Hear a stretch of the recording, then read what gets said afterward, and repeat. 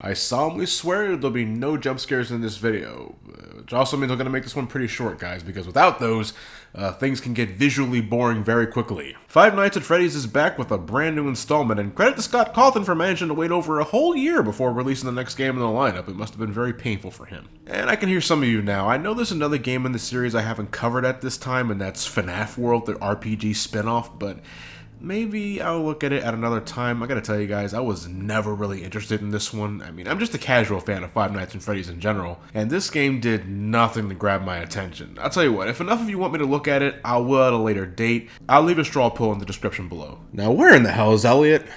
Right. Well, I can see you're in the holiday spirit. Yeah, this is all I can get at the moment.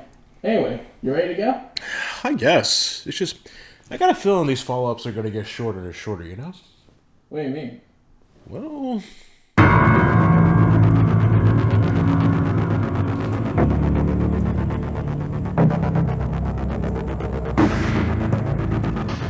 It may not have a number in this title, but Sister Location is no less the familiar horror-filled experience you've come to know. Whether you wanted to or not, it's fucking everywhere on YouTube, but here we are adding to it. Sister Location takes things a little differently this time though, a little differently. Its method of making you anxious is still very similar, another reason why this video won't take very long. Every other game before centered on one style of gameplay, with the challenge getting harder as the nights went on until you won the whole thing 5 nights later. In Sister Location, you're doing something different each night. You control a technician working after hours for Circus Baby's Pizza World, home of everyone's favorite superstar, Baby. this series is just firing on all cylinders now, folks, I tell you. I mean, what was scarier than animatronics as a kid? Fucking clowns.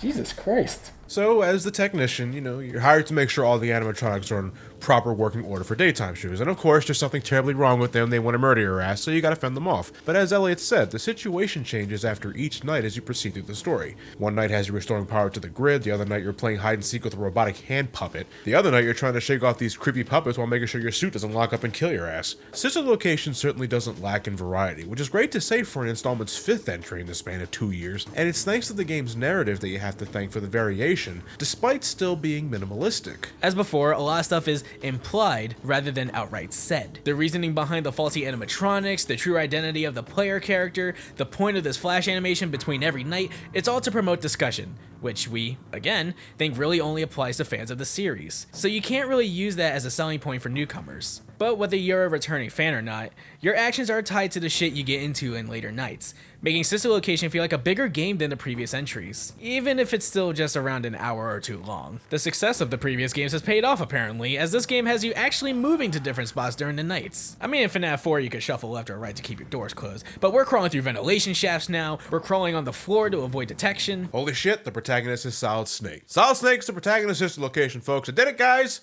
I fucking cracked the code. And there's also an abundance of voice acting to go around, besides the helpless AI that assists you in your job that I swear was ripped right out of Portal 2. The animatronics get in on the fun as well. They yap their fucking mouths off when you're dealing with them, but don't think for a second it makes the game any less tense, because fuck me. The game is still some of the most intense shit I've ever experienced, and in the case of Baby, also one of the most unsettling. The cameras were searching for you, but they couldn't find you. I have you hidden too well. I kidnapped you. Sister Location still firmly believes that less is more. Just look at the screen. Yeah, it's kind of dark here, for different reasons each time, and the anticipation of what's going to happen next is what's going to fuck your nerves over something fierce. I hate it because I know what's going to happen. This game only has one method of scaring you, the jump scare, but you can never really prepare for it. Scroll back up, you pussy! The objectives are simple, borderline shallow if you look past all the horror, but because you're so wound up, hoping to God you don't screw up, knowing what that means in the end, you find yourself screwing up anyway, and that's what makes it work. Sister Location thrives in its immersive atmosphere, and sound is also once again a big element of this game. You gotta have those headphones on to know when's the proper time to move safely away from Ballora, or when Funtime Freddy is homing in on your location when restoring power to the grid. When you're not stuck in the pitch black, your working environment is there to repeatedly remind you of its cold and sterile presence. It makes you uneasy, if not for the unknown whirling sounds you hear in the distance. then because it reminds you of your 9-to-5 job on your day off, and fuck that. The ambience is great. It's what makes this idea, the concept, the whole series work out.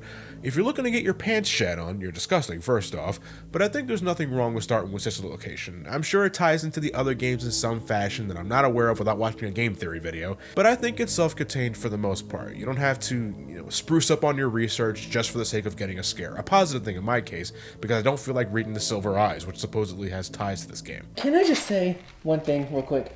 Fuck Night 4 in general. Wait, why?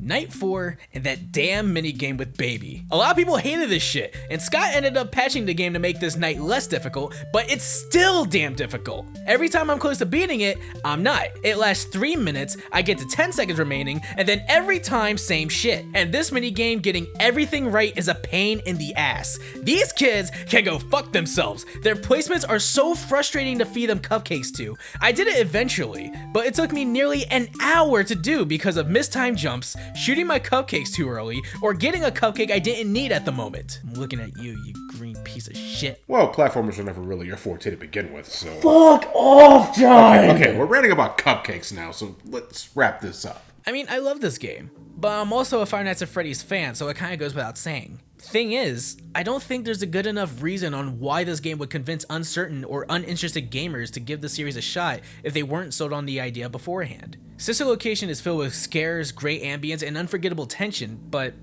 so are the other games for very similar reasons. At least the games are cheap, so you're not breaking your bank in half just by trying them out. And I think you should try them out. They're all great games for this time of the year. And like FNAF 4, Sister Location is also getting some eventual DLC, Custom Night, to make your experience an even more terrifying one. It's coming this December, and... No, it's not. Wait. It's not. Alright, you're being a real little shit. Kudos for giving the formula some variation. I firmly believe if it ain't broke, don't fix it. But at the rate these games were being released, shit could have gotten stale extremely fast. Again, this is the 5th game in 2 years. It's good to see them change things up while still retaining the same sense of dread, emptiness, and the jump scare. I thought you said there would be no jump scares, you dick.